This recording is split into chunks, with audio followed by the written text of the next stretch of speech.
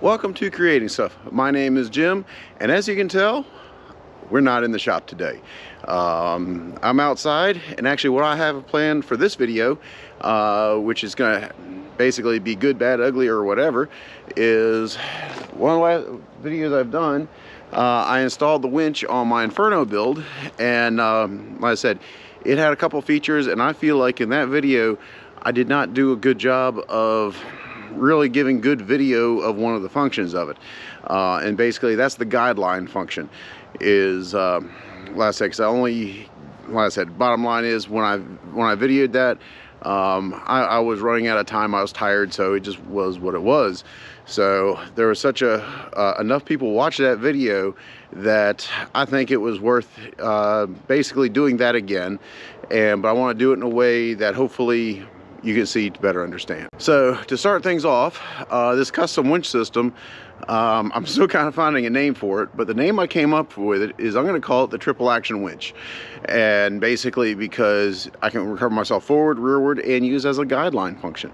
So, but tell you what, if you guys got some ideas of what a better name would be, please put it in the comments. If it's good enough, I might switch it, but for now I'm calling it the triple action winch. So, and what I'm going to do is, once again, I'm going to demonstrate the guideline function of this setup. And how I'm going to do it is, I actually have a spot on my property where actually when I was playing around with Inferno with the low gears and the locking differentials, I actually found I have one small, well, not a small hill, but I do have a side hill, and it slides into the side of a tree. When I tried climbing it, there was so much leaves and organic material on the ground, the truck started sliding sideways toward the tree. So now the reality of it is, in real world situation, I go 20 feet one direction, I got my driveway, it's not a big deal. But to demonstrate the winch, I think that it might actually work very well. So hopefully with the guideline, setting the guideline feature up, the truck will not slide sideways. So, but there's only one way to find out, and this is the first step to seeing if this guideline function has any real merit or if it's going to be of value. And but ultimately, and whether this test turns out like it works or it doesn't, ultimately in the end, the real versatility of this is going to be determined in the real world, in a real situation when I'm doing some extreme rock crawling, things like that. That's where it's really going to shine, if it's going to work or not. But until then, at a bare minimum, this should give you a better representation of how this is supposed to work. So tell you what, let me quit my yakking. I'm going to show you where I'm going to do this at, and let's get to it.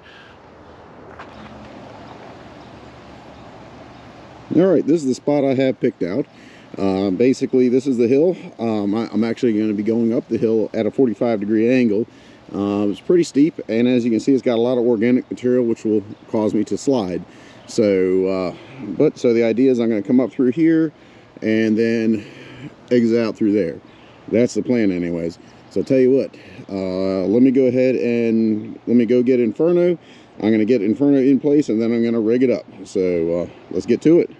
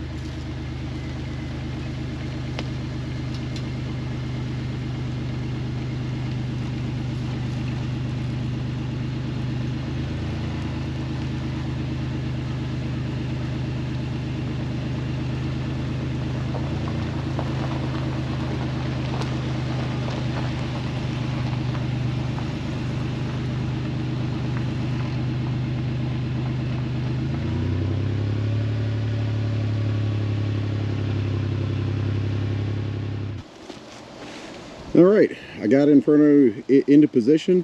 I just started sliding a little bit there. All honesty, if I had the exo cage on it, I could have easily throttled through it, maybe bounced off the tree, and nothing would have mattered. But for test purposes, now let me go ahead and get the system hooked up. So let's get to it.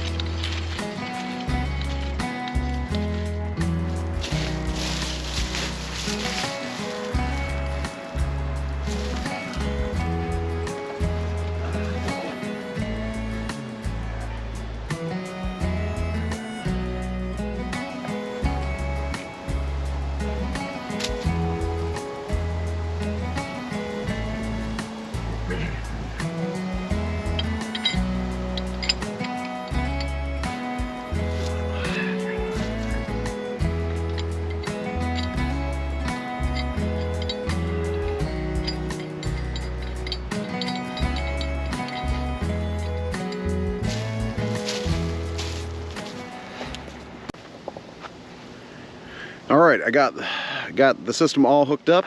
I had to use a strap. I went around this body mount on the frame of the truck, a steel body mount, because I don't have any toe points yet. Those are coming in the future. So now I'm going to tension this up and see what happens.